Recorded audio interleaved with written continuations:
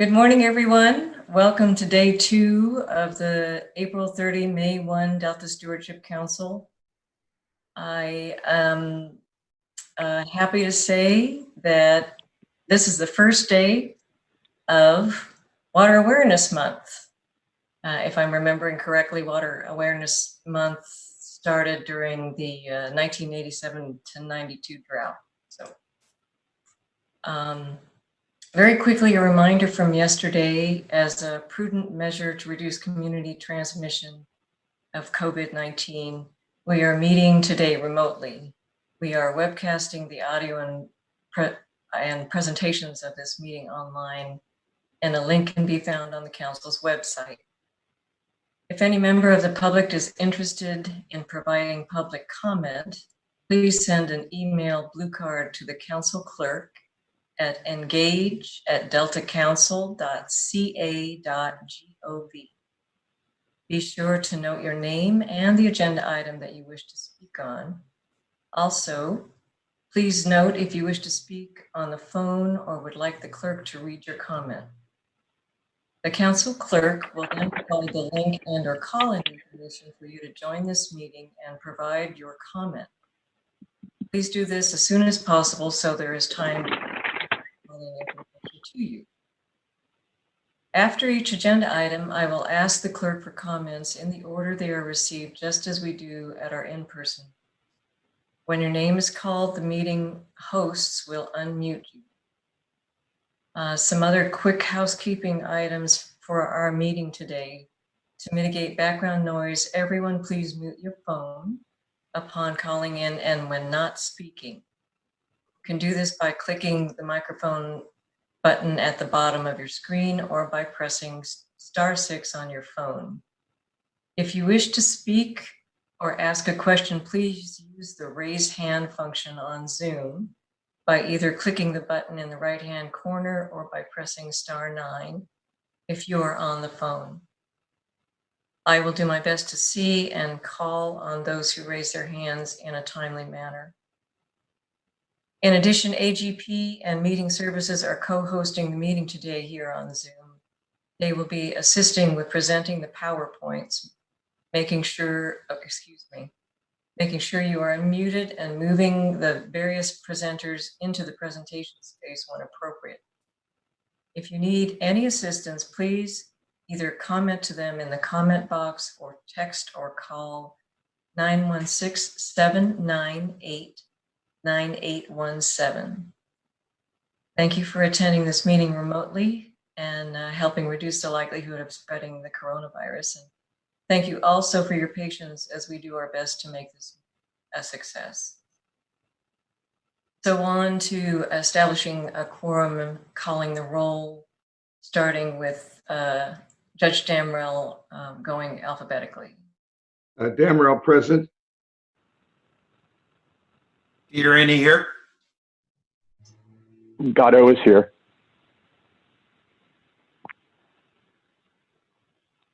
I see you, Maria. You were muted. Maranian here. Viegas here. Zingali here. And Tatayan here. We have a quorum.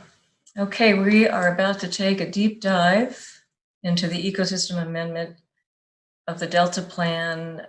Jessica, are you leading us off? I will. Can you hear me? Yes. Okay, great.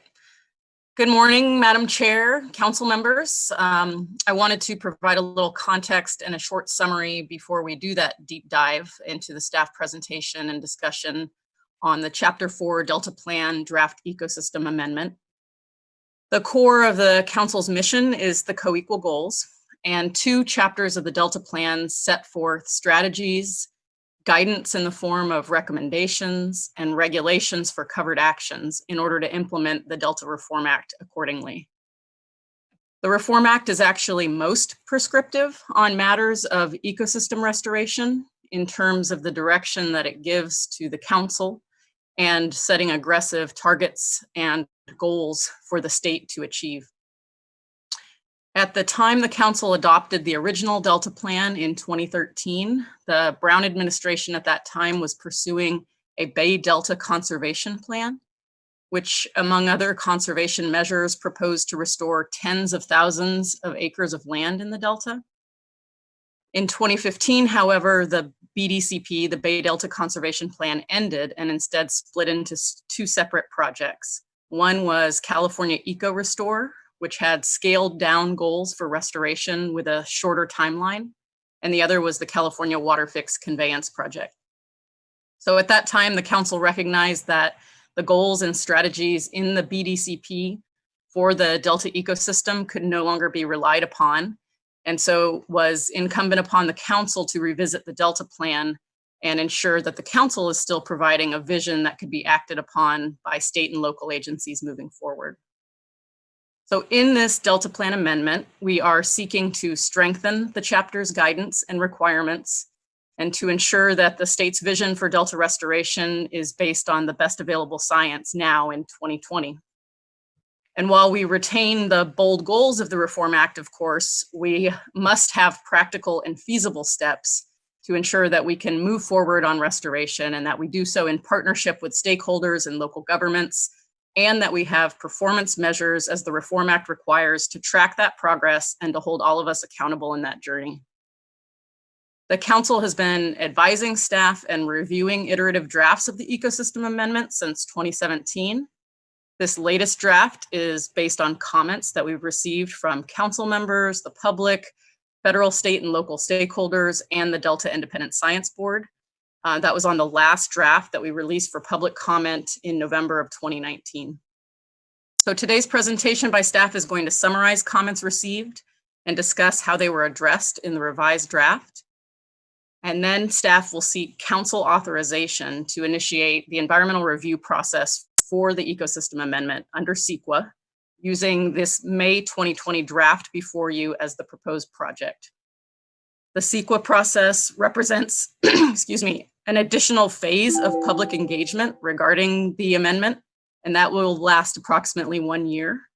And that will lead to council consideration of the analysis and the final amendment, probably in summer of 2021. And so with that, I'm going to turn it over to our Deputy Executive Officer for Planning and Performance, Jeff Henderson, and I'll ask him to introduce the staff that will support him in today's presentation. Thank you. Great. Thank you, Jessica. Can everybody hear me all right? Okay, we'll go ahead and start. I'm going to be sharing the presentation this morning. And again, I'm Jeff Henderson. I'm the Deputy Executive Officer for Planning with the Stewardship Council. I'll be sharing the presentation this morning with Ron Melser, who's joining us. Ron's a former council employee. He's now with the Department of Parks and Recreation. But Ron made considerable contributions to the effort to move this chapter forward, and we're very pleased that he's joining us today to help present our progress on this to this point. I'll also be joined by Avery Livingood, our Senior Environmental Planner in the Planning Division, and Chris Kwan, a Senior Environmental Scientist in the Planning Division. And together we're going to be walking you through the May 2020 draft of the ecosystem amendment and supporting documents, and talk a little bit about the process that got us here, as well as the range of comments that we received and our approach to responding to those. By way of overview for today's presentation, again, we'll give a little bit of background on both the Reform Act requirements for ecosystem restoration, as well as the process leading us to the draft plan that is before you today. We'll talk about the public review draft that was released in November of this year and the comments that we received on that draft, as well as our proposed responses to those comments, which are in the form of changes to the documents that have been circulated for public review, with those changes being made prior to us initiating our CEQA process for this project.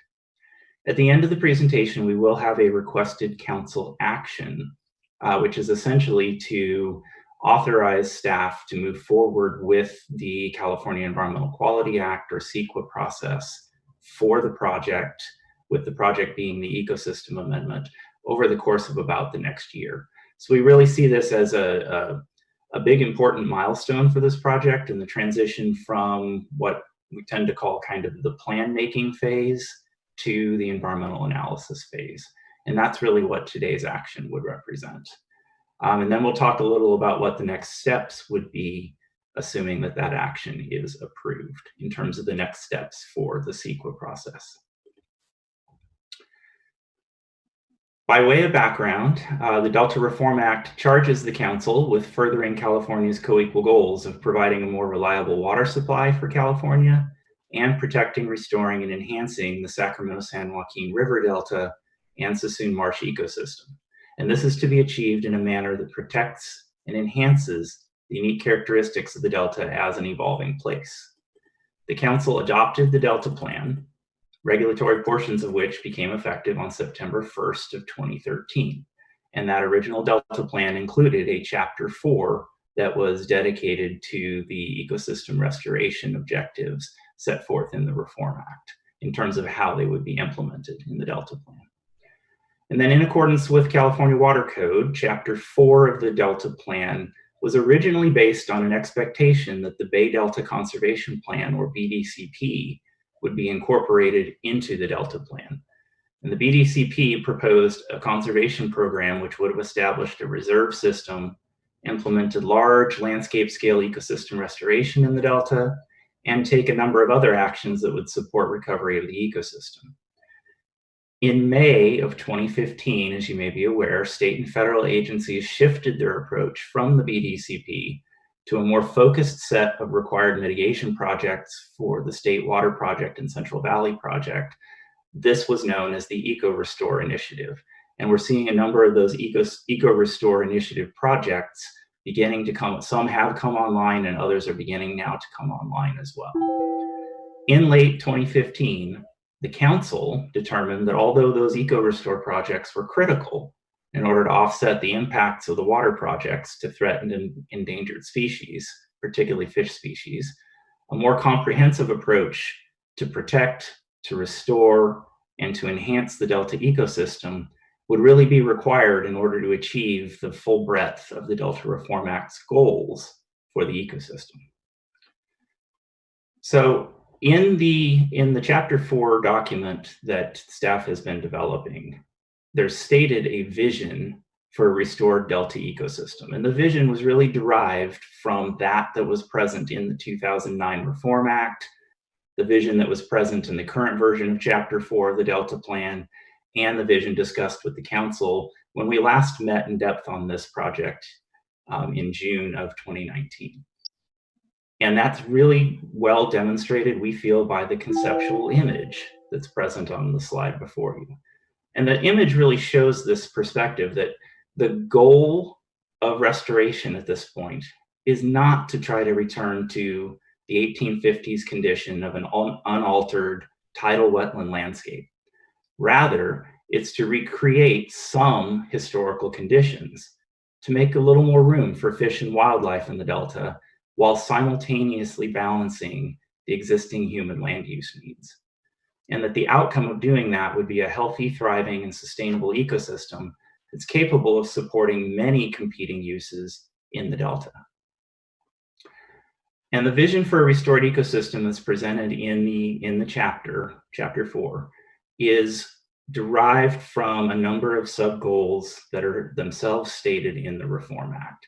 And the Council in that vision really envisions a future where the Delta ecosystem has native species, including algae and other plants, that are self-sustaining and persistent, as well as a range of other types of species. Tidal channels and bays in the Delta and the marsh that connect to freshwater creeks, grassland areas, and woodlands. That the Sacramento and the San Joaquin rivers and the other Delta tributaries include reaches along them where streams are free to meander and connect seasonally to floodplains, where habitats for resident and rearing fish, birds, and upland wildlife are connected by those corridors,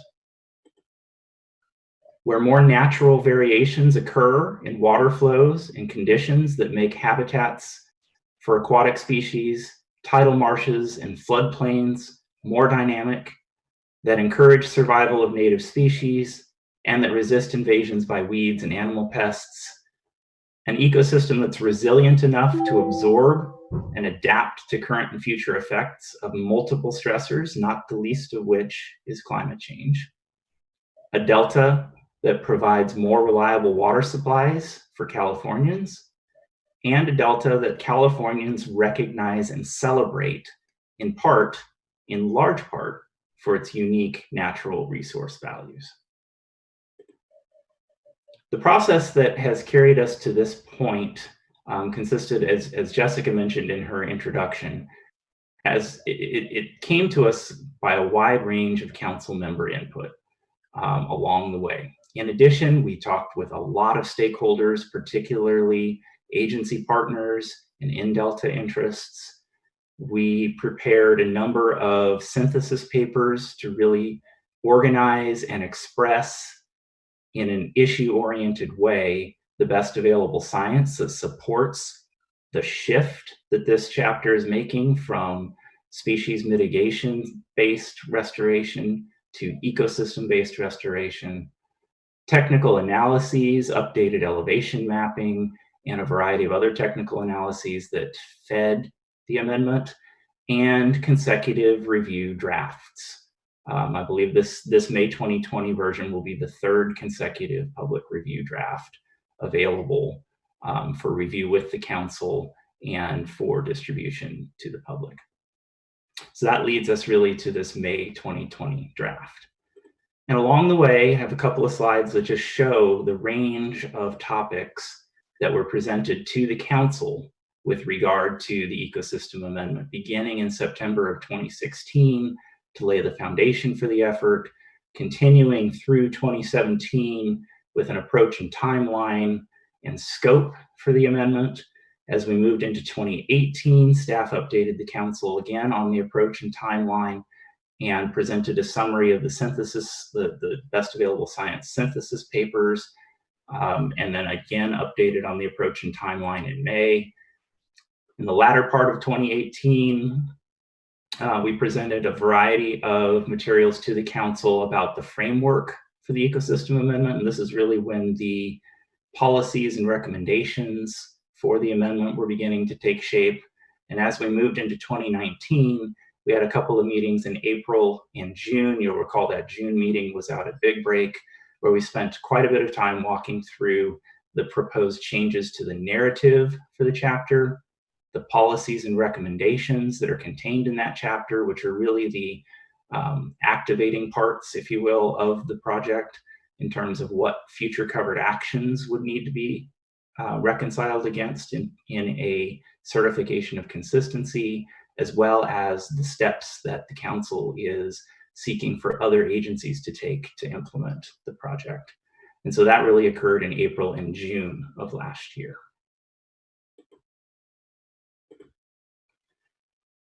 In November, we released a preliminary public review draft of the ecosystem amendment, which consisted of the Chapter 4 narrative, 3 regulatory appendices, 4 technical appendices, an appendix with performance measures, and 6 performance measure data sheets that provide additional supporting scientific information to support those performance measures.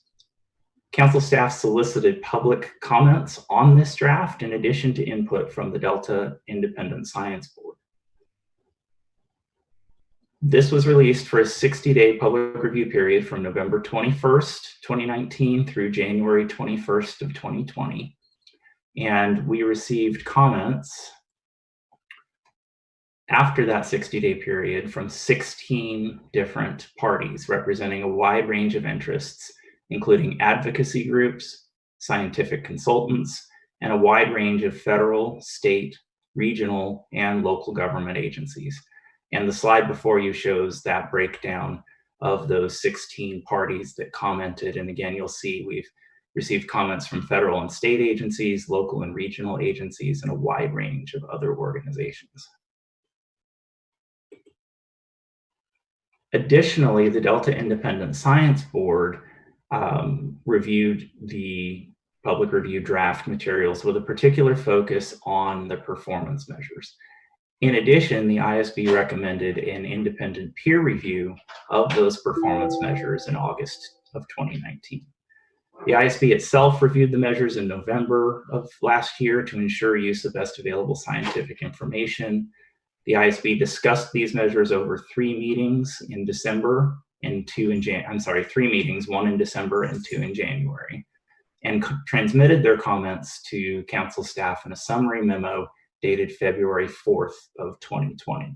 And in our presentation today, we're going to go over the range of comments that the ISB offered and the means with which we've responded to them, particularly within the performance measures that are being proposed.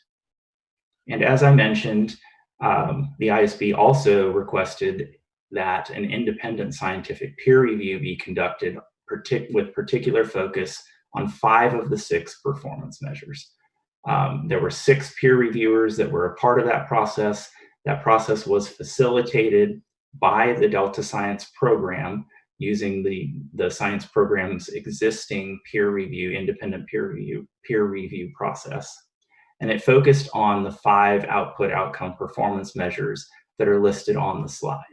And these are 5 of the 6 that were proposed for an update in this amendment.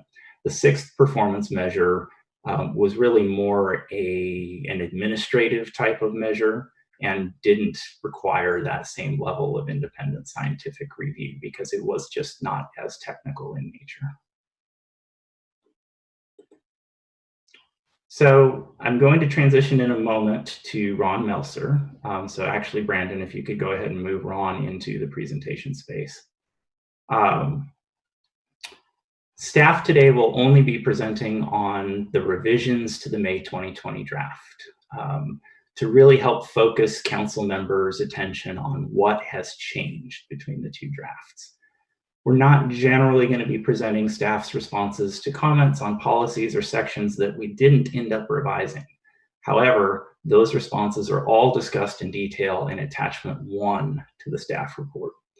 And the types of themes that fit within that categorization include comments that we received in general on the potential regulatory burden of the proposed changes to the regulations, actions that could affect water quality, funding for Tier 3 and Tier 4 projects under our new proposed policy ERPA, projects on deeply subsided islands, cultural or recreational value of select non-native species, impacts to existing uses, and potential alignment of the amendment with DLIS.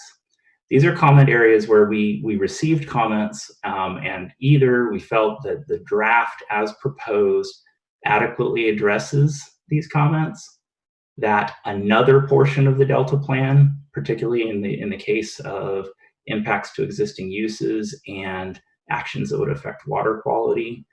In those cases, another portion of the Delta plan, either Chapter 5 or Chapter 6, adequately address the comments as they exist today. And so those were really kind of the situations in which the response to the comment didn't require a direct revision to the document. So I just wanted to take a moment and summarize those categories, as the rest of our presentation will really focus on areas where we made changes. Okay, Ron, are you ready to go? Good morning, all council members. Can you hear me okay? Yeah. Great. Jeff, thanks for walking out the multiple review processes that were undertaken over the past year. If we could go on to the next slide. We, through those processes, received really excellent feedback, both positive and constructive. And that has helped us both clarify many of the concepts in the amendment and also strengthen the supporting documentation and the best available science behind our work. The comments really fell into overarching themes as characterized in this slide. Again, strengthening our treatment of best available science, clarification of terminology on concepts such as flooded islands, adaptive management, clarifications around priorities and timelines, and improvements in how we address institutional coordination. And last, better consideration of issues such as Delta as an evolving place and the indigenous communities on the landscape within the Delta, both a historical perspective and current. So over the next few slides, we'll step through the core strategies of the chapter and discuss in a little more detail the intent of the core strategy, some of the comments, again, that we received specific to those strategies, and some of the responses that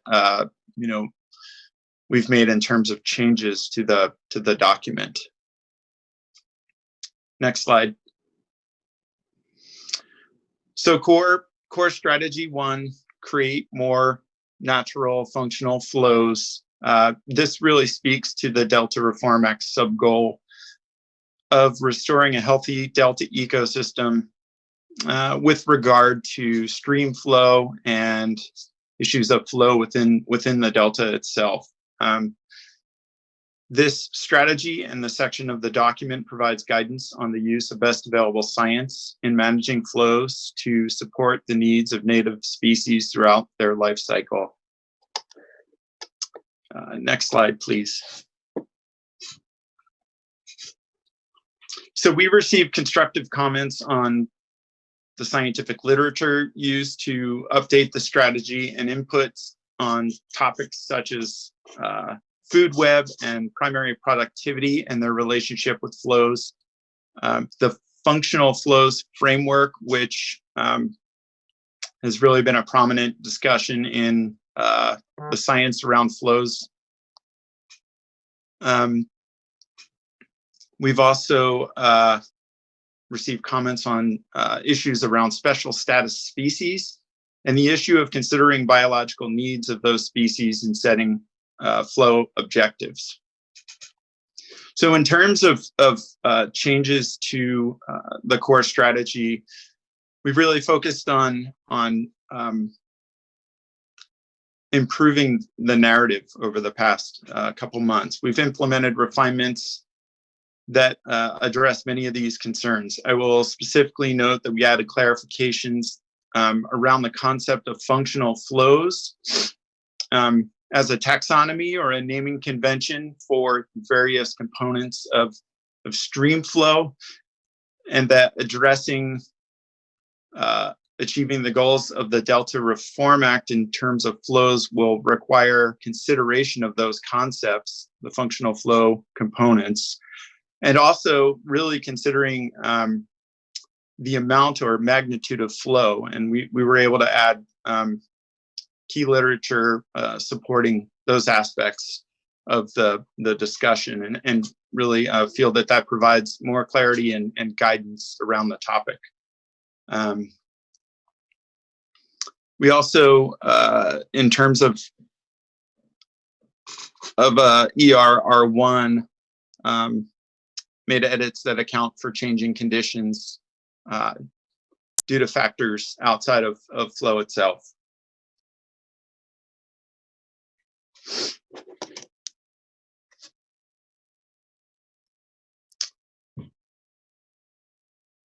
So core strategy 2, let's see.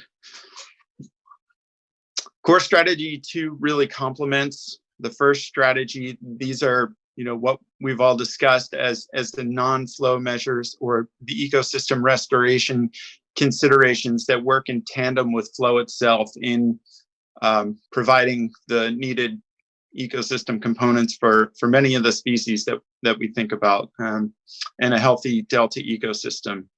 So core strategy 2 focuses on the importance of ecosystem restoration science itself.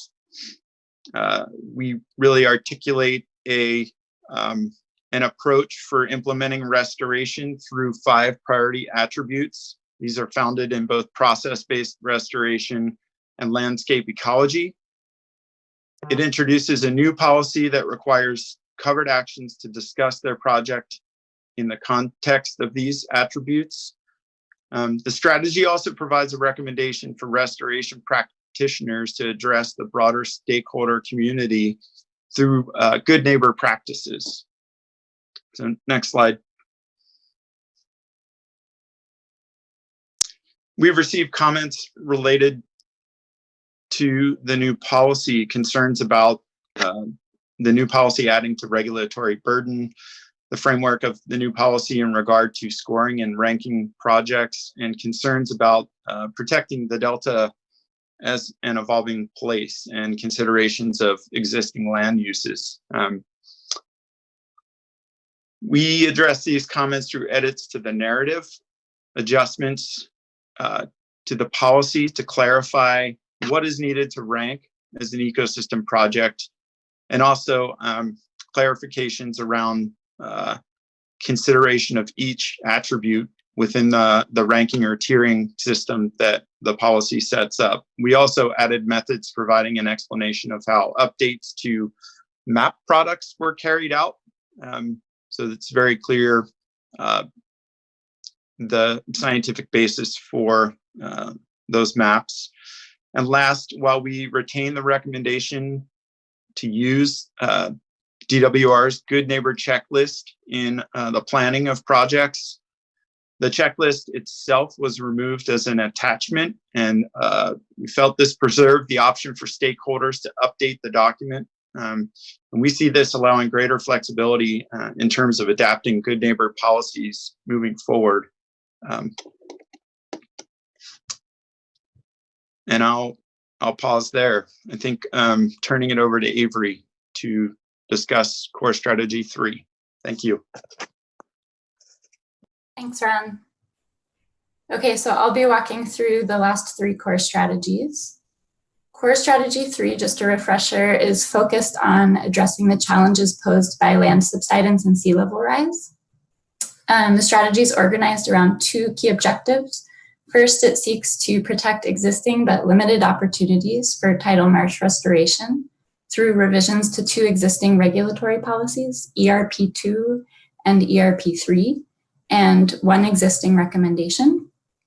The graphic shown on the slide you might recognize from the narrative. It shows the types of conservation activities that would be appropriate at different elevations within the Delta.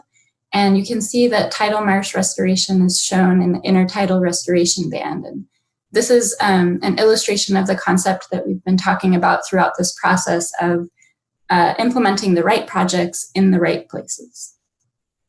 Core strategy 3 is also focused on halting and reversing subsidence with considerations for sea level rise. And the draft proposes 3 new recommendations to support this objective. Next slide, please. So in response to comments on the preliminary public review draft, staff revised the narrative to clarify the types of activities that can reverse subsidence, such as rice cultivation or managed wetlands, as well as to describe other potential outcomes like decreased carbon emissions. We also added some table notes in Appendix 4A that reference the proposed regulatory definitions for subsidence halting and subsidence reversal, in order to clarify that a variety of activities can contribute to these outcomes. We also received comments, as Ron noted earlier, expressing concern about regulatory burden posed by the 2 regulatory policies within this core strategy. And while several commenters noted the value of restoration on deeply subsided islands, the limitations that are proposed within ERP2, specifically in the deep subtidal elevation band, are intentional and are a key driver behind the proposed amendments. We added some additional references to Appendix Q2 to clarify expectations for the use of best available science in addressing future uncertainties, such as the rate of sea level rise. And this was raised in the comments. And then finally, we received comments on all 3 recommendations, and we revised the new ER recommendation D in response to those comments to more accurately reflect the types of local districts and agencies that are involved in agricultural land management and working landscapes. Oh, sorry, Jeff, can you go back 1 second? Several commenters noted potential impacts of restoration and subsidence reversal on existing land uses. The draft was not revised in response to these comments because impacts will be addressed during environmental review. Okay, now next slide. Core Strategy 4 is focused on enhancement and management actions to support native species and reduce the impact of non-native species. Non-native invasives harm native species in a variety of ways, as listed on the slide. So Core Strategy 4 includes an existing regulatory policy, ERP5, and proposed revisions to an existing recommendation in order to avoid introductions of and habitat improvements for non-native invasive species. The strategy also includes an objective to improve fish management to better support native fish migration, spawning, and survival. And 2 new recommendations and revisions to 2 existing recommendations are proposed to support this objective. Next slide. So in response to comments on the preliminary public review draft, we revised the narrative to add or improve descriptions of specific non-native invasive species, barriers and impediments to fish migration, and the challenges associated with hatcheries, among other best available science issues that were raised. A couple of comments noted the cultural or recreational value of bass and striped bass, or the potential for otherwise beneficial restoration actions to lead to improved habitat conditions for bass and striped bass. Revisions were not made in response to these comments, but as Ron mentioned a few slides back, the new proposed policy ERPA would account for recreational benefits that are provided by restoration projects. We are proposing revisions to 4 of the recommendations within this core strategy in order to address comments about agency responsibilities and implementation priorities. So these are summarized on the slide, and I'll walk through them quickly. So for ERR7, staff added the Division of Boating and Waterways to the list of agencies that are responsible for invasive species control. And we also revised the recommendation to include the management of known invasive species in addition to management and control of new introductions. With regard to new ER recommendation H, we made significant revisions to focus on the additional data needs, the additional data that is needed in order to prioritize unscreened barriers for remediation. These needs were identified in feedback that we received from the independent scientific peer review on the corresponding performance measure for this recommendation, PM 4.13.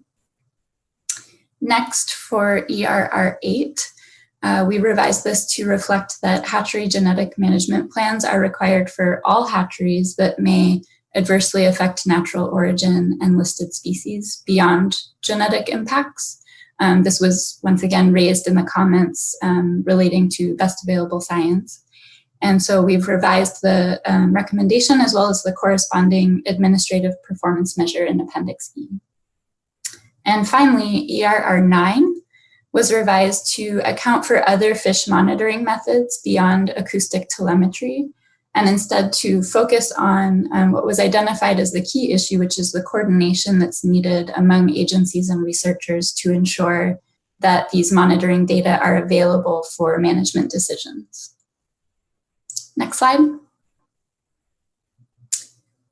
Core Strategy 5 is focused on implementation, and it includes 2 new recommendations that identify the Delta Plan Interagency Implementation Committee, or DPIC, as the forum for federal and state agencies with responsibility for restoration in the Delta to coordinate among themselves on issues like funding, land ownership, land management, permitting, and science support.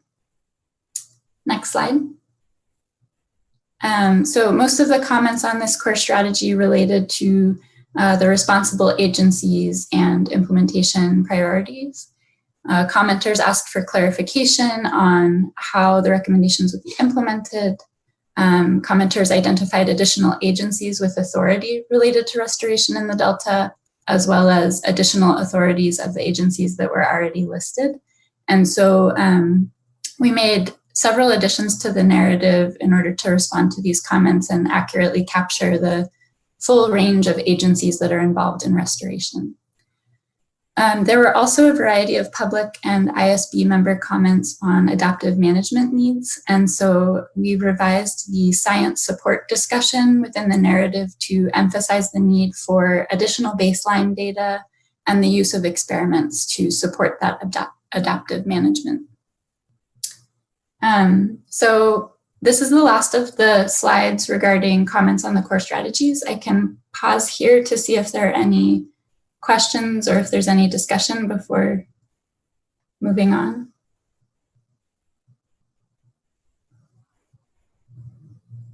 Do any of the council members have questions?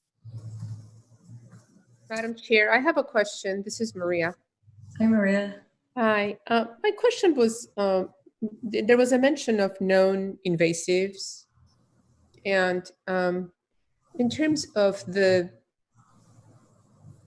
limits of influence or of this plan, how much is in the authority of this plan to manage, regulate, monitor?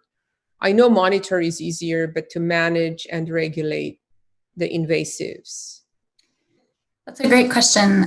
So the Delta Plan Chapter 4 has an existing regulatory policy, ERP5, that requires covered actions to demonstrate that the activity will not introduce new invasive non-native species or lead to habitat improvements for those species, or otherwise to mitigate any habitat improvements for non-native invasive species. And that policy tends to be implicated for the vast majority of covered actions that we've seen certified to date. So it's a pretty effective way for the council to have some direct effect on invasive species control.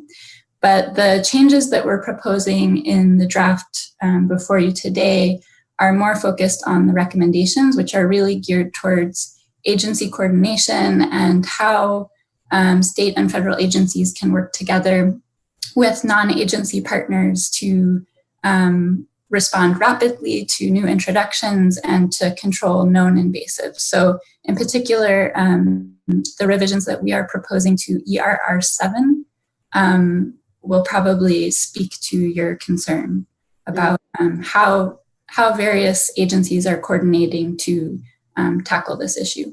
Mm-hmm. Thank you. I think that's good. And I understand how much there is in the jurisdiction of this plan. But in terms of monitoring the existing ones or managing, do we have any tools of doing that? Yeah, I think, let me pull up ERR7. I'm not sure what page this is in the packet, but in the May 2020 draft narrative, towards the end, I believe it's page 4-76 in the draft narrative. Mm-hmm. Ecosystem restoration recommendation 7 is prioritize and implement actions to control non-native invasive species. So one of the key changes that we made in response to comments, this recommendation previously focused on new introductions. Mm-hmm. But as you mentioned, there are existing known invasive species in the Delta that are species of concern. And so we revised the recommendation to broaden the scope and now to also focus on how agencies can coordinate on control of known invasive species. Thank you. Thank you very much.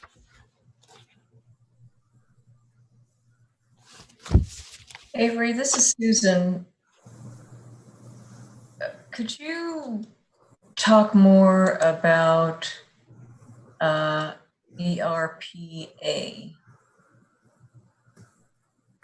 Sure. Ron, do you want to take this or should I speak to it?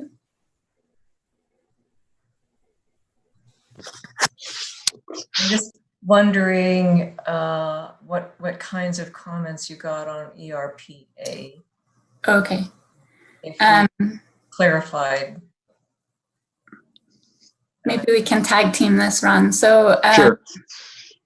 most of the comments on ERPA were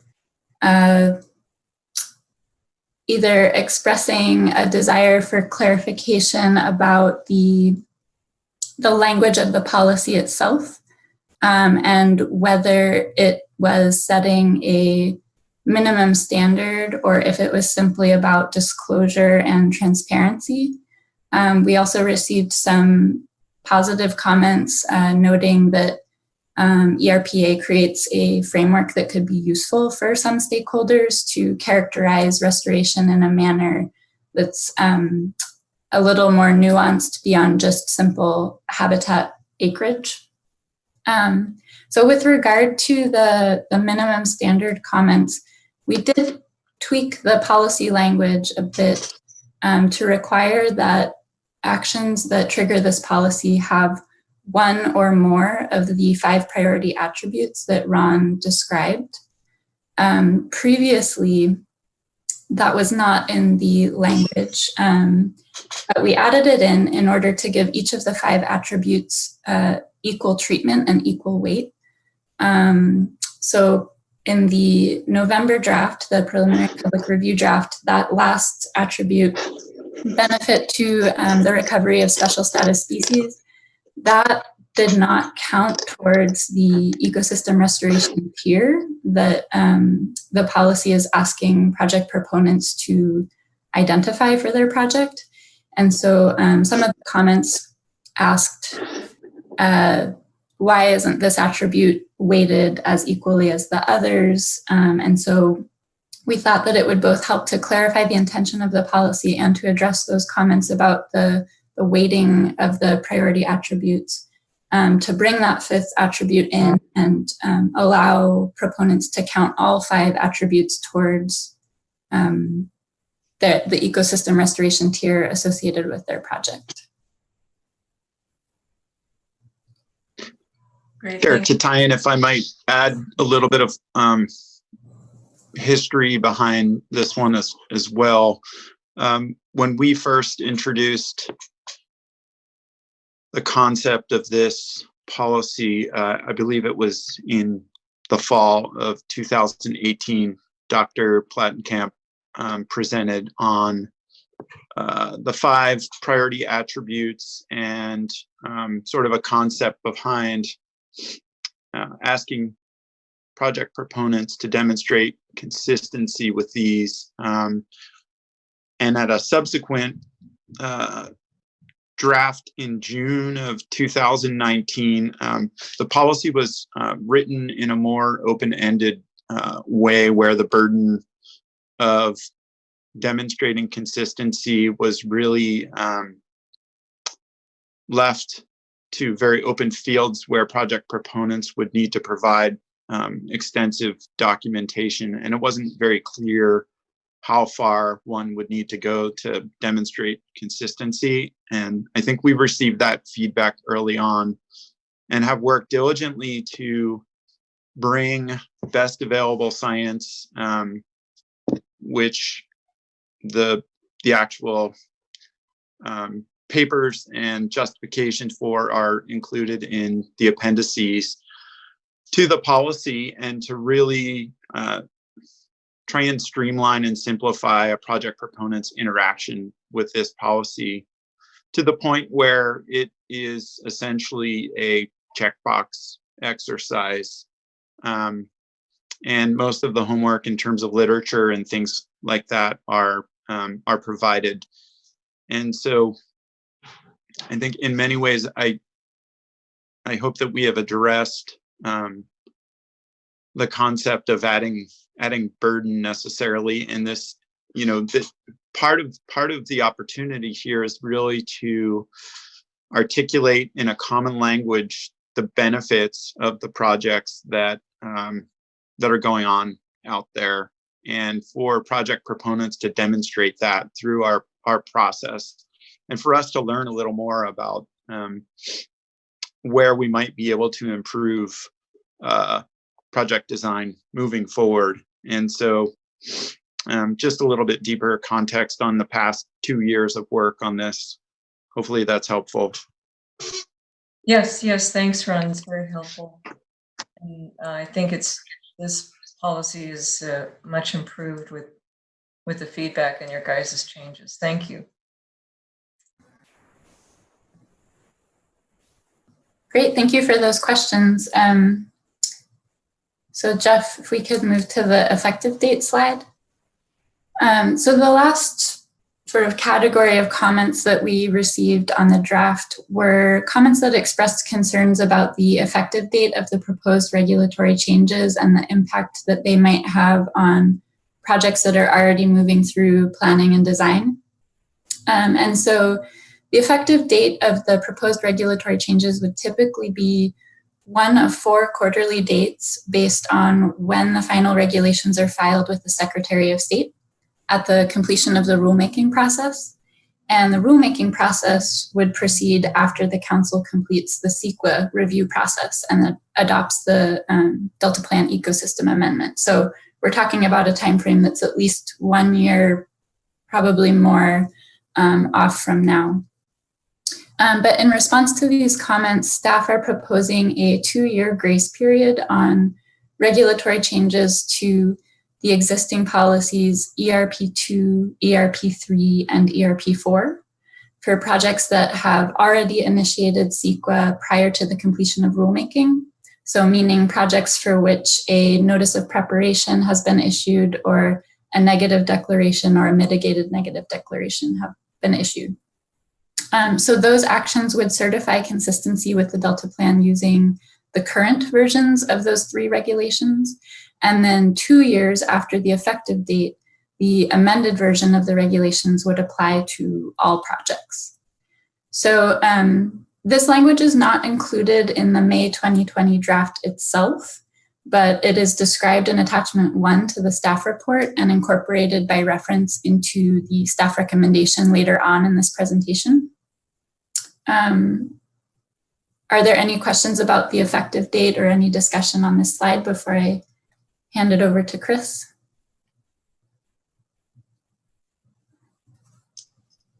Madam Chair?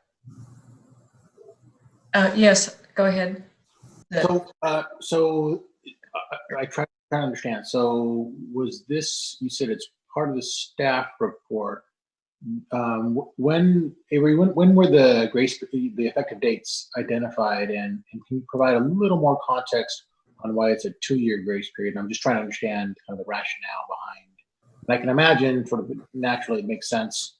You don't want to surprise folks. They need to kind of know what the rules of the game are going into it. So I suspect there's some consideration given there. But can you explain a little more about when folks? I guess my question is this the first time that these effective date policies are being provided to the public, or is this something that's been part of the ongoing work that staff has been doing? This was not part of the preliminary public review draft because it's not a component of the proposed amendment itself. It would be the manner in which the amendment becomes effective. So this is the first time that we are proposing this. But the concept is essentially meant to allow for restoration projects that, are providing a benefit to the Delta to not be held up if they're already so far along in the planning process that they will have issued an NOP before the regulatory changes become effective. We don't want to hold those projects up in the certification process simply because of the timing. And so the idea is to let those projects proceed, and then any new projects that have not begun the CEQA process when the changes take effect would be subject to the new regulations. Okay, so you're not anticipating, this isn't anything that's going to be a surprise to anybody that has a project that's either somewhat far along, already in the CEQA period, or getting close to it. It's not going to be a surprise to anybody. Right. This is actually meant to provide a little bit more comfort to those projects that are approaching the point at which they might initiate CEQA, because we're still at least a year off from rulemaking. So folks who have been following the proposed amendment and tracking the proposed regulatory changes can sort of see where we're headed. It'll be at least a year, to get through the CEQA process and the rulemaking process before those changes become effective. And so it's just providing a little bit more buffer for those projects that are already moving towards CEQA. So it shouldn't be a surprise. Okay, thank you. Yep. And Avery, I might add, just for context, this is in the context of, these restoration projects we're seeing take 10, 15 years sometimes from kind of conception to implementation. So what we are doing is essentially trying to build in that 2-year grace period so that, as you say, Councilmember Villegas, we're not taking anybody by surprise by changing the regulations midstream on a project.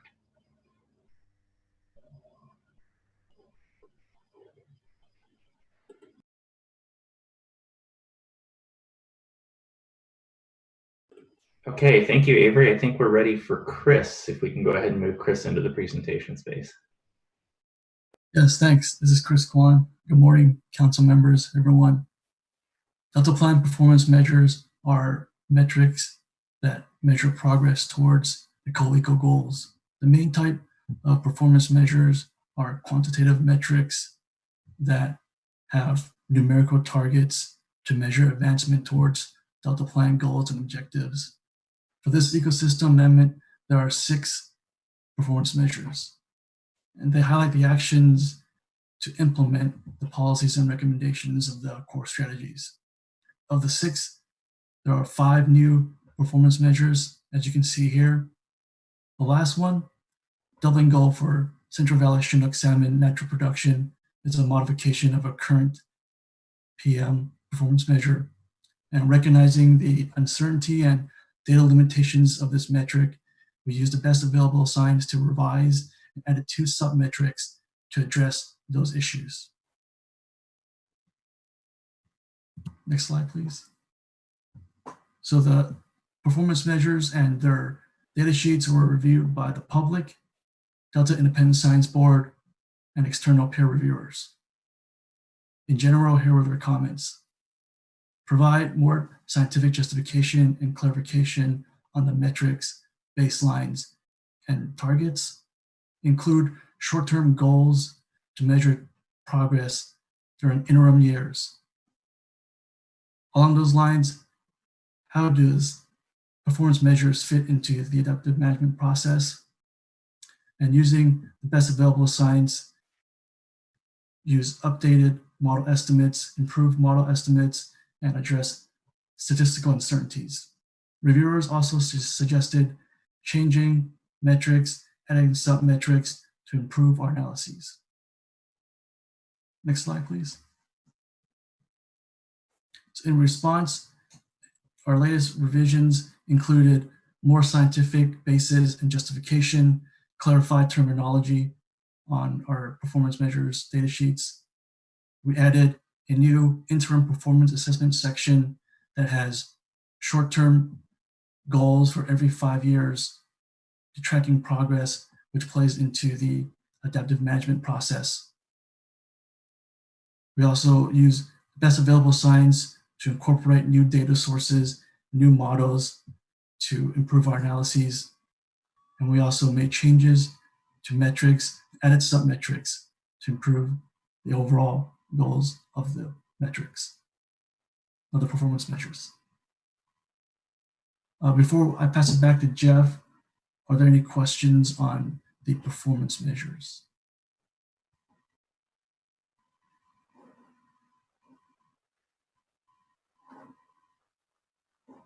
Council members, any questions on the performance measures?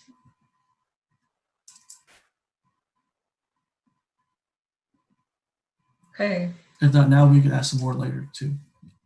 Yeah, we can have more discussion on that later as well. Thank you, Chris. So I'm going to go ahead and wrap up the presentation and then very much look forward to discussion and some questions. I'm going to start by summarizing essentially what we're here asking the council for today in terms of a council action. I want to start by just noting that the next stage in this project, should the council authorize it, is environmental review. And the ecosystem amendment would be a project, as project is defined under the California Environmental Quality Act and the Public Resources Code. And because it's a project, the environmental review is required in order to look at the project and identify and analyze potential effects of adopting and implementing the ecosystem amendment on the environment, as well as to consider a range of alternatives to the ecosystem amendment as it's currently structured that would reduce potential effects. To do this, the council would prepare a program environmental impact report consistent with CEQA statute and guidelines. The council will recall program environmental impact reports were prepared for both the original 2013 Delta Plan adoption as well as the 2018 Delta Plan amendments. So this would be another program environmental impact report similar to those, this time focused on the scope of the policies and recommendations that are policies, recommendations, and performance measures put forth as part of the ecosystem amendment. This public CEQA process, as Jessica mentioned in our opening, would continue the council's engagement efforts. It's important to note CEQA is a public engagement process as well as an environmental review process. So there are additional touch points for the public to interact with the council, to interact with council staff, and to affect the course of the project through the CEQA process. And that CEQA process begins with what's known as a notice of preparation, or an NOP, and a scoping meeting. The NOP essentially is a public notice that the agency, in this case the council, the lead agency, is intending to prepare an environmental impact report and to describe the project and the range of impacts that we anticipate would occur. The purpose of the NOP and scoping is to afford the public an opportunity to highlight any additional areas or alternatives that the public feels should be considered in that environmental process, so that then in the program EIR, those issues can be explored and analyzed and findings made. So the proposed project that we recommend putting forth for the environmental impact report is the ecosystem amendment as it has been presented to the council in packets and discussion today. That would consist of 8 documents listed on the screen that have been shaped by the process, the public review process and scientific review process and policymaking process that we've gone through to this point, and refined with stakeholder input from the Delta ISB, and input from the independent peer review that was conducted. That forms essentially the basis for the proposed project, which consists of the narrative, 3 regulatory appendices as noted here, 4 technical appendices, and Appendix E, performance measures for the Delta Plan.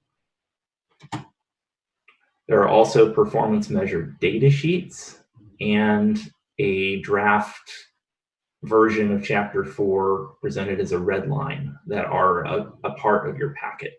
These are supporting documents for the project description. So again, the data sheets provide additional scientific basis for each of the performance measures, provide additional detail on the metrics and targets for baselines, metrics and targets for those measures, and begin to walk out data sources and alternatives for those measures.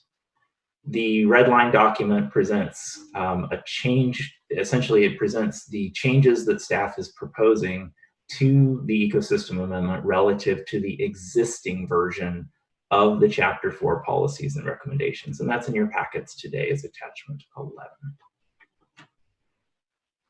So there is a requested council action, and I'll beg your forgiveness for reading these slides, but I want to go ahead and put this specifically into the record in terms of what staff is requesting from the council today. Staff is requesting that the council authorize staff to, 1, commence the environmental review process for the ecosystem amendment pursuant to CEQA, using the May 2020 draft set forth in attachments 2 through 9 to the staff report as the project description for the proposed project for CEQA review. 2, to include as part of the proposed project the recommendations described in attachment 1 to your staff report regarding the effective date for proposed amended regulatory policies ERP2, ERP3, and ERP4. This is referencing the slide that Avery reviewed earlier that showed the 2-year grace period for certain projects. 3, use the performance measure data sheets in attachment 10 to the staff report as documentation supporting the use of best available science for the ecosystem amendment performance measures. 4, make revisions to the proposed project description that's set forth in attachments 2 through 9 and the supporting documentation in attachment 10 pursuant to council input at today's meeting.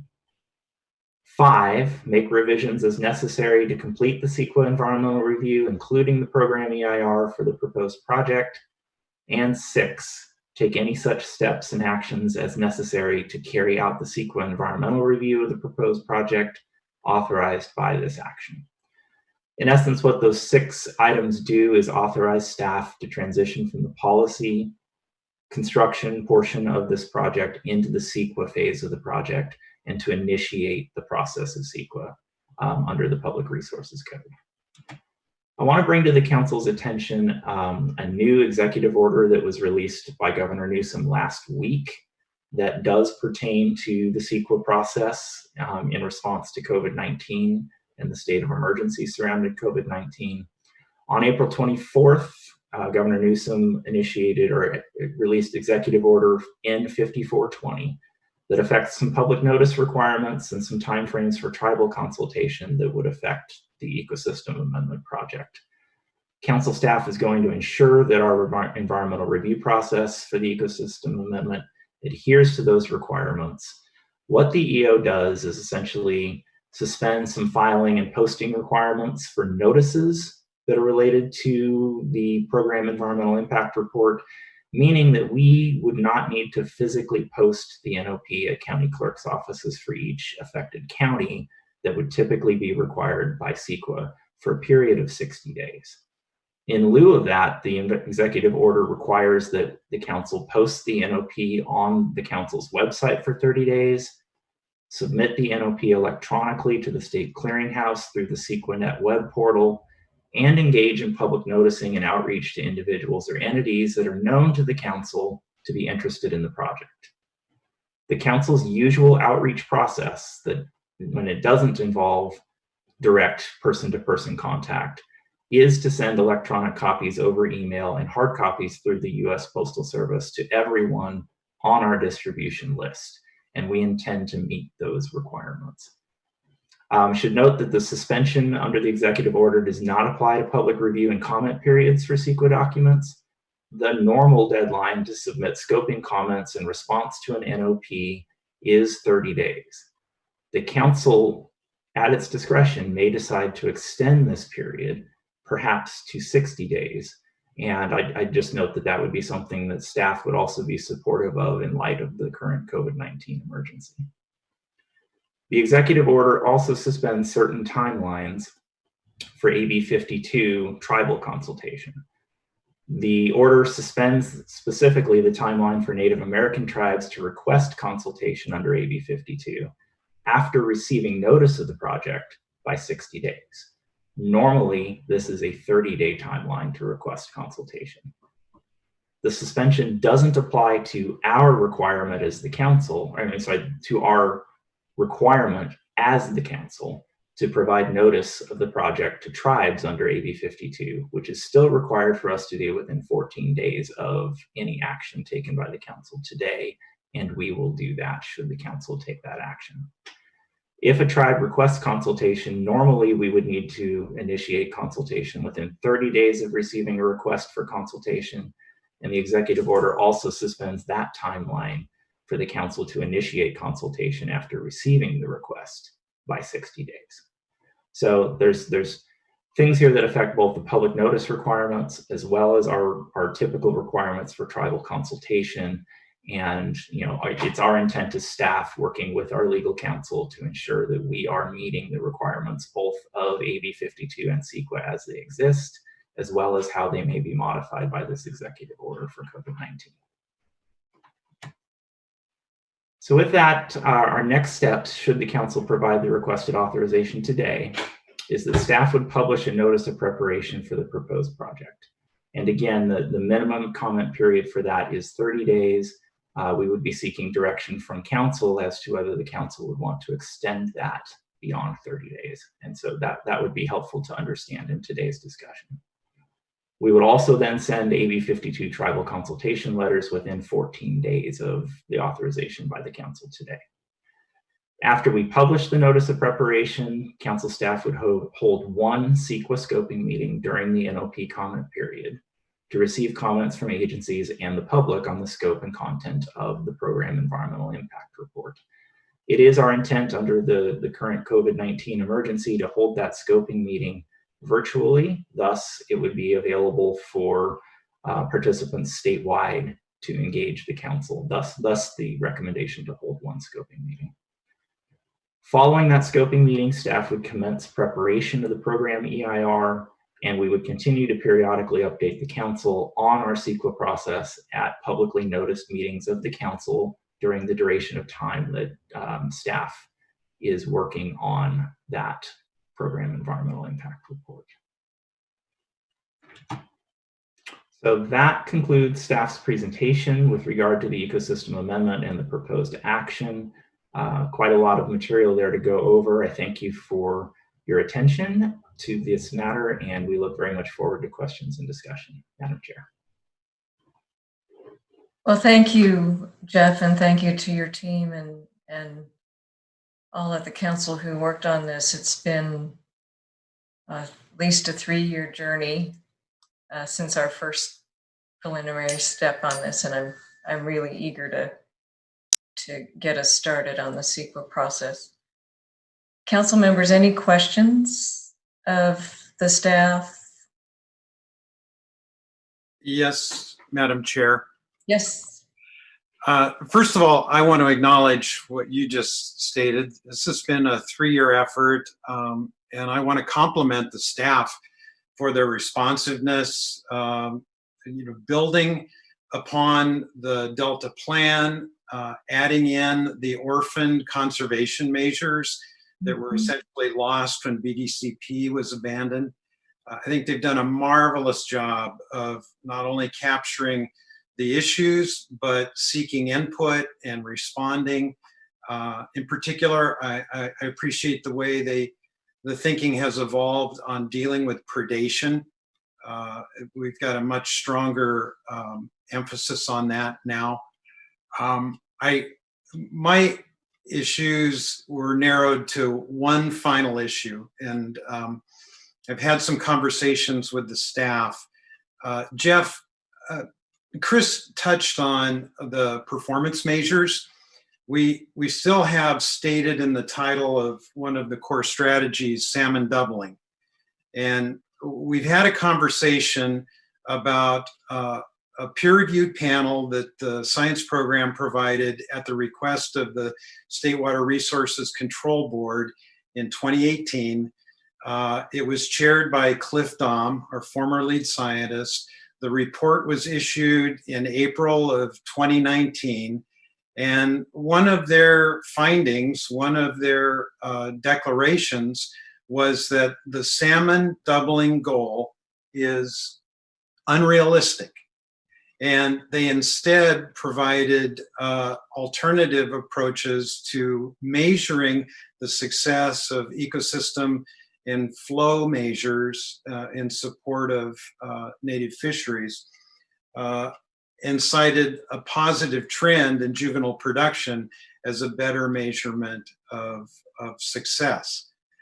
How has staff addressed what I would describe as best available science in our performance measures and data sheets to support the DOM report?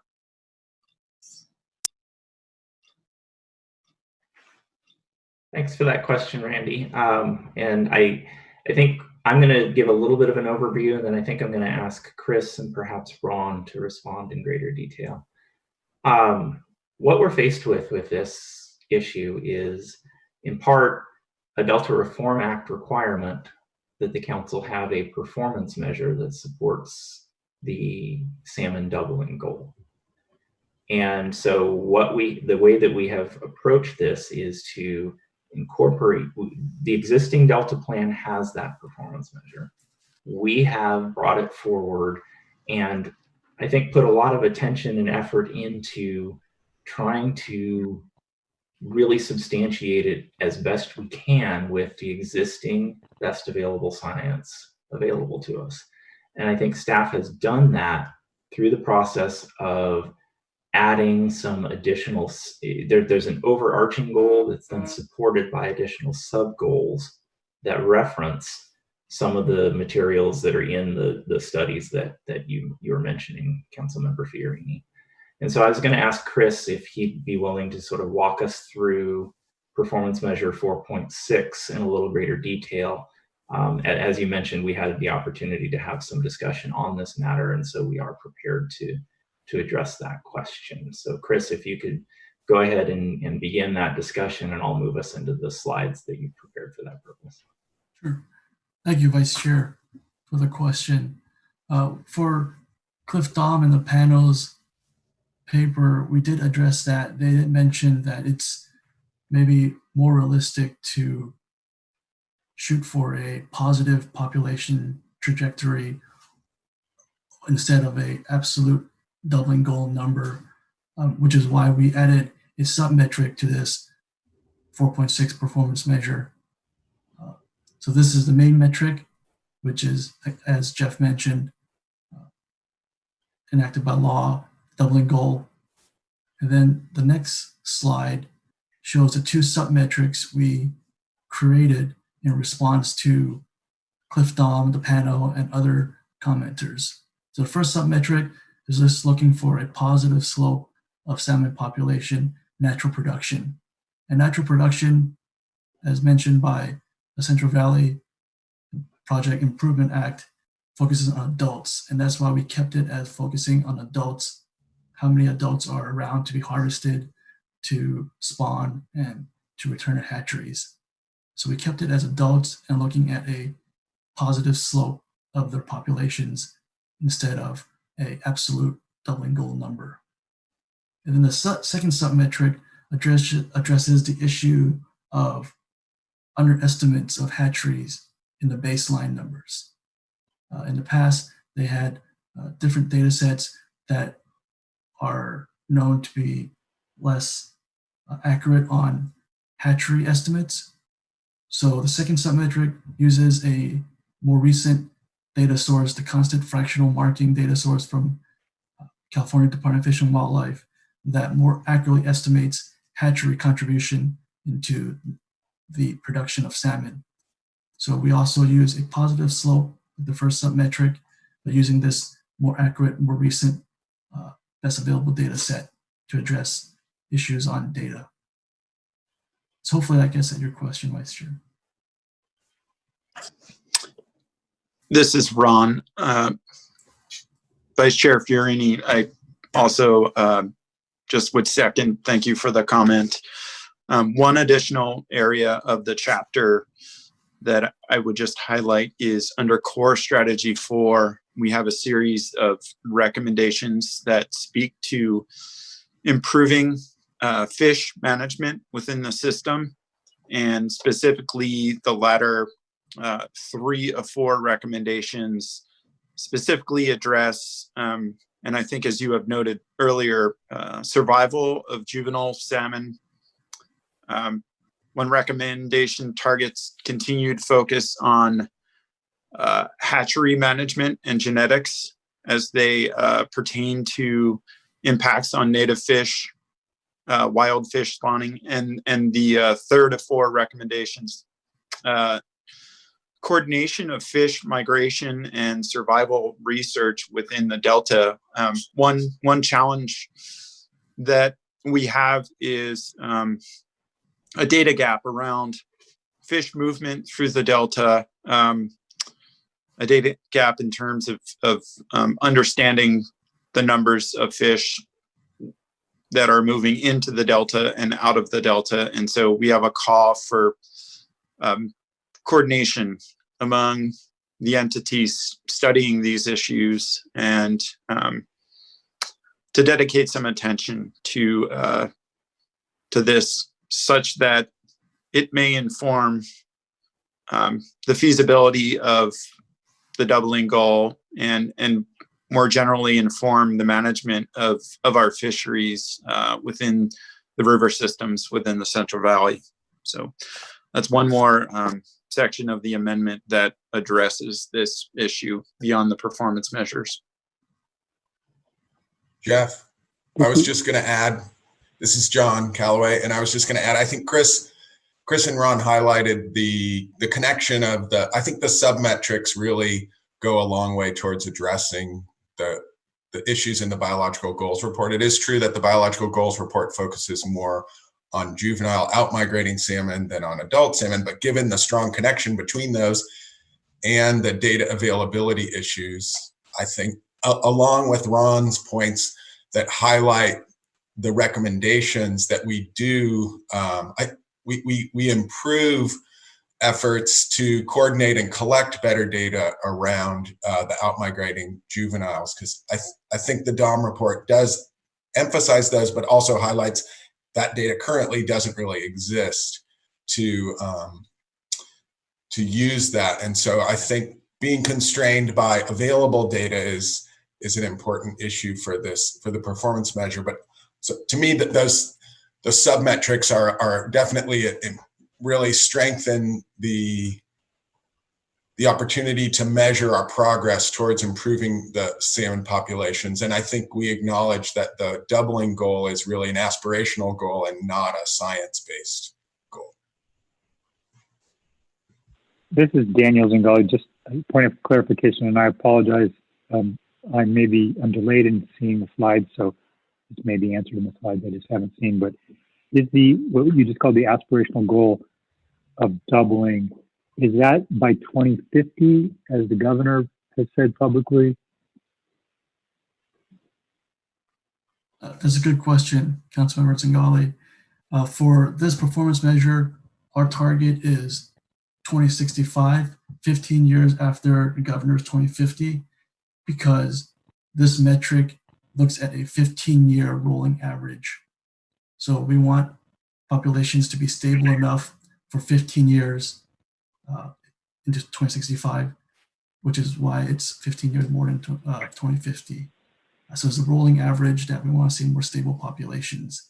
But overall, many of our other performance metrics, like habitat restoration, is towards the 2050 goal. I see. And that's why 2035 is also an important milestone? Yes, this is 15 years from now, hopefully, populations will be in a positive trend.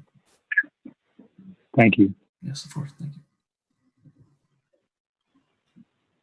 Madam Chair, I'm satisfied that the staff has addressed the concern about incorporating the results of the DOM report as best available science into the ecosystem chapter amendment.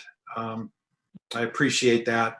I think it's incumbent upon us to highlight best available science, even when it contradicts a public law that was established in 2001. Mm-hmm. Great, thank you, Randy. Are there any other questions from other council members? Madam Chair. Yes, Oscar. Thank you, and thank you, Randy, for bird dogging that issue. That's a big one that we'll have to pay close attention to. So I wanted to just first of all begin with a huge thanks to staff. The amount of work that has gone into the product that's in front of us today under Jeff's leadership with Ron and Avery and Chris, it's phenomenal. This is it's complicated. This is a very challenging issue.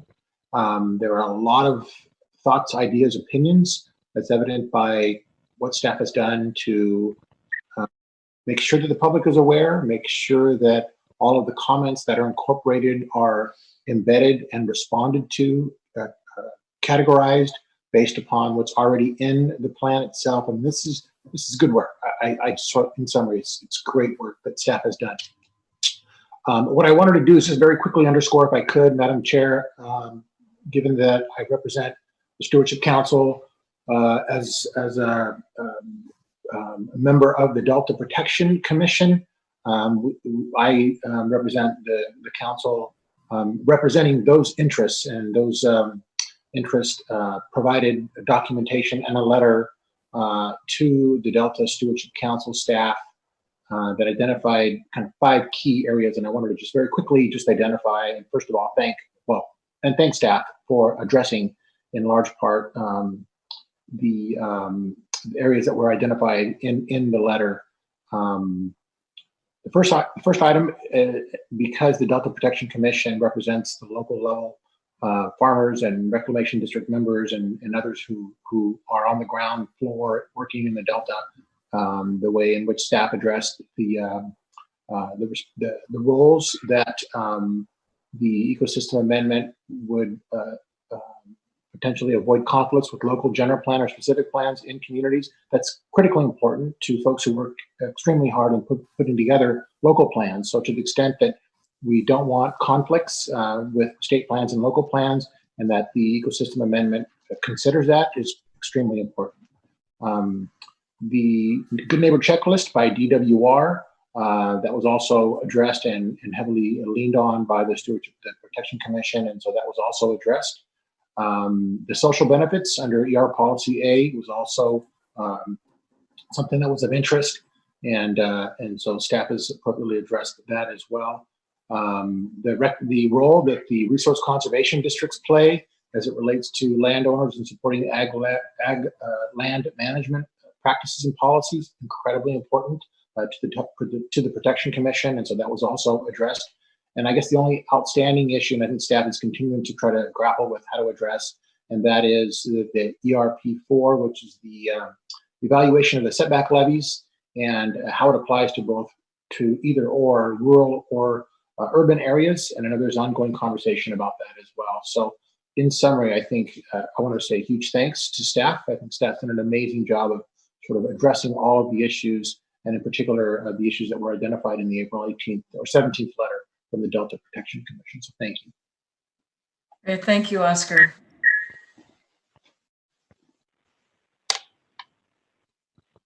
Well, if there are no other council questions or comments, is there any comment from the public? Or Judge Damrell, did you have a question? I have been, I lost my internet, sorry, but I came into the conversation, I think, when John Calloway was talking, but this is an amazing document, I can tell you that. And I agree with what Oscar just said about the work done by the staff on this. It's amazing. Yes, I agree. It is incredible, and it is pushing the envelope on ecosystem restoration. I'm really looking forward to the day that we start really moving on ecosystem-based management. If there are no other comments or questions from the council, are there any comments from the public? Yes, we have one comment for OSHA Reserve, and she's going to speak on her own behalf. Okay. Good morning, OSHA. Hi, can you hear me? Yes, yeah. Okay, great. It's amazing when it works like it's supposed to. Yeah, I went to follow up on comments that I submitted for local agencies of the North Delta, and I didn't get a chance to read through everything super carefully yet, so I apologize if I'm getting anything wrong. I think that a lot of the modifications staff made are helpful. I think I'm still concerned about a few things.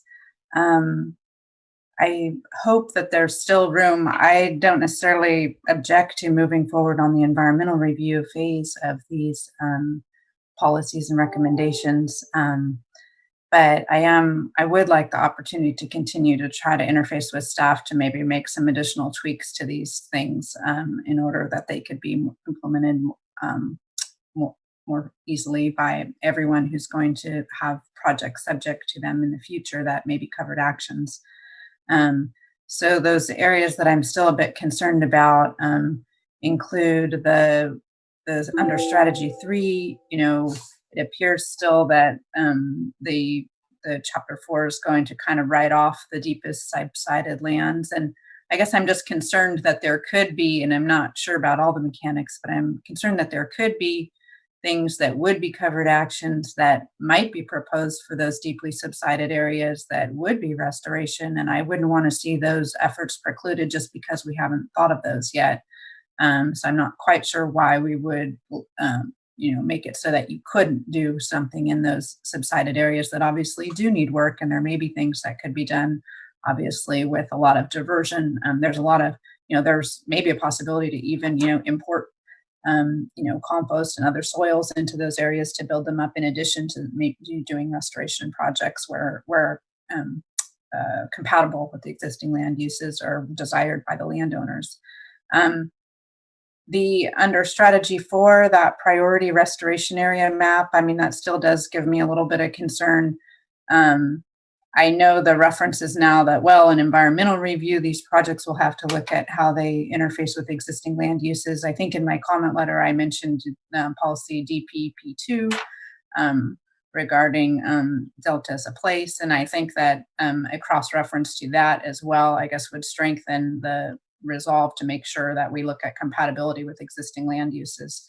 I don't think relying on a CEQA review alone would be enough when the Delta Council's own plan requires compatibility, especially since those areas are, many of them, as I pointed out, are in other beneficial land uses right now and really aren't suitable for restoration.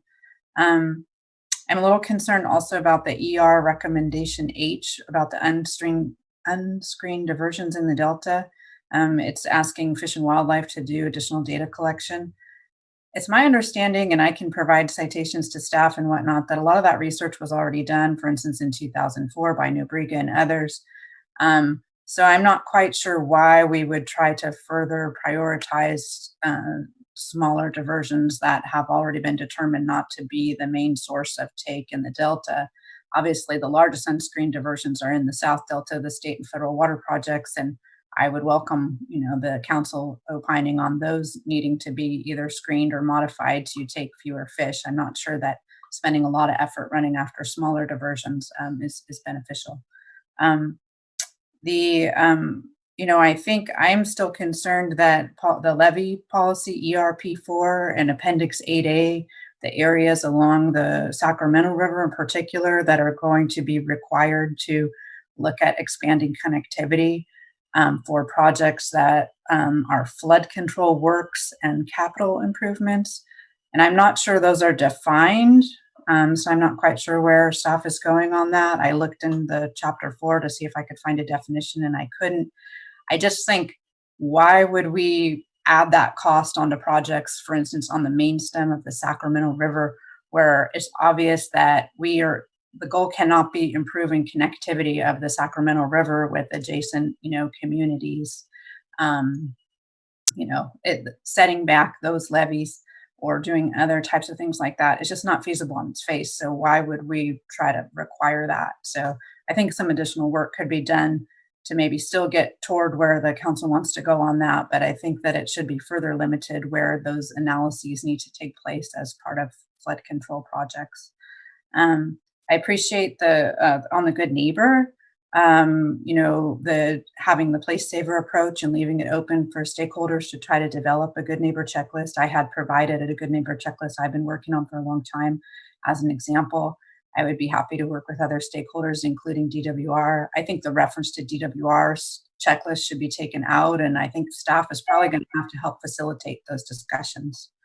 So anyway, those are the concerns I had so far, and I will try to, you know, get some stuff in writing to you guys to work through it. And I guess I just hope that, you know, by moving on to the environmental review phase, you're not closing the door on improving this chapter a bit further. Thanks. Great, thank you, OSHA. Are there any other public comments? There's no other public comments for this item.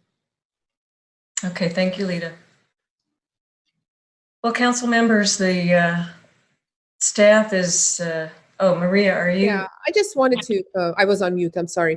I just wanted to add one thing that we talked about how much work has been gone in this, but there's also how much more work is going to be in this EIR process, in the decisions and the issues that are going to be discussed publicly, and, you know, in land use decisions that are going to be, I mean, all of this stuff. I mean, there's a lot of details even in a program EIR of this scale and this size. And I just want to, for the staff, that I appreciate how much more work there is to be done in doing this environmental impact report at program level. Thank you for all the work. Yes. And hopefully we'll be able to continue in a timely manner given our COVID-19 situation. Mm-hmm.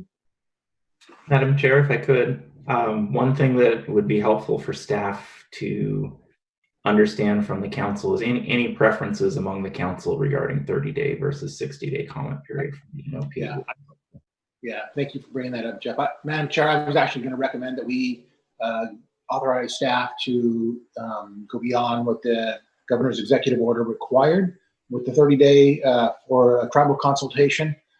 And the reason I say is because I know that at our most recent Delta Protection Commission meeting, there was sufficient tribal representation there asking for extensions given the current pandemic crisis and the challenge that tribal nations are having managing many affairs, the least of which is providing public comment or testimony on items such as this. So I would suggest that our recommended approval going forward in the event that that's what's going to happen, that we would authorize staff to have the 60-day. Okay, other council members, your thoughts on this question? Judge?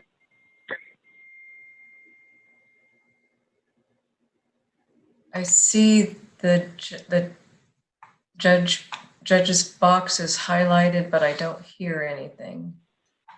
Well, can you hear me now? Yes. Now you're asking for a vote. Is that what you're asking for now? You and. Well, I was asking, Oscar had suggested that we go ahead and extend the comment and review period, especially in terms of tribal consultation. I'm just wondering.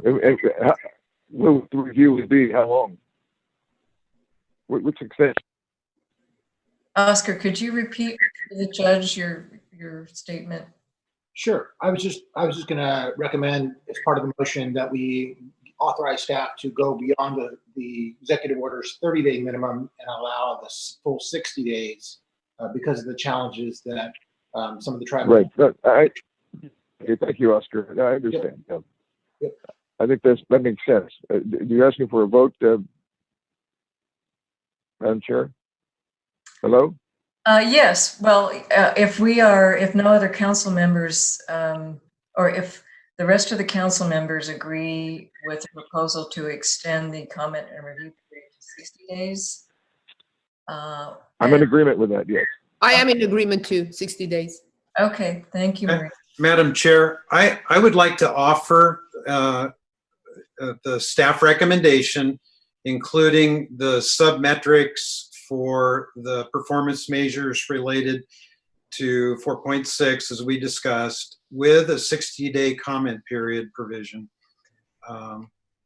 with great appreciation. I Okay, would second that motion. and the second was from Mike? Villegas? Oh, we Villegas. need Oscar, okay. Well, then we have Okay, a yeah.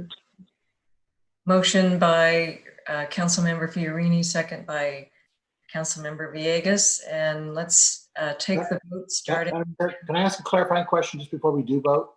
Sure. The only public testimony that we received identified a range of issues, not such that it would preclude us from moving forward, but I think the underlying question was, in light of all the things that were raised, there's no guarantees we're going to address all of them or fix all of them to everybody's satisfaction, but I just want to get confirmation. So the CEQA process that we are effectively allowing staff to initiate does continue to authorize staff to have dialogue around the issues that were raised in public testimony, correct? Is that fair to say? Madam Chair, I can answer that. Yes, sure. Yes, it does. I mean, this is what we're doing at this point is bringing you a project that we're asking. Essentially, the question is this substantially complete to your satisfaction with regard to the track that we have been on and the track that we're continuing down for us to now also initiate the CEQA process. The ecosystem amendment is not finalized until the council has acted to certify the environmental document that goes with it. So we have another period of time here while we're working on the environmental impact report to further improve and make changes to the project. I will characterize those changes need to be in line with the direction that the project is going today so that we will wind up with a stable project description as we move through the CEQA process. But in terms of sort of the finer details that we're discussing, I don't foresee any issues with regard to moving forward with both the CEQA process as well as continuing to have dialogue with a variety of stakeholders about the content of the amendment, particularly as that dialogue also affects the environmental analysis. Mm-hmm. Okay, thank you, Jeff. Thank you. Well, then I am sensing we're ready for the vote. Let's take it in alphabetical order, starting with Judge Damrell. Damrell, aye. Fiorini, aye. Gatto, aye. Marani and I. Villegas, aye. Zingale, aye. Tatayan, aye. And staff request is authorized. Thank you, Madam Chair, council members. Thank you very much. And thank you, Jeff, to you and your team for all your hard work on this. It shows. Yes. So with that, we are at agenda item 5. Unless, Lita, there are any public comments in general. There are no more public comments. Okay. So our next meeting, we may need to have a May 28 meeting. However, if we do not meet on May 28, our next anticipated meeting will be June 25, 2020. And thank you all again for participating remotely. And hope you are able to celebrate Water Awareness Month. Be safe and healthy. Thank you. Thank you. Be safe. Thank you. So much. Bye-bye.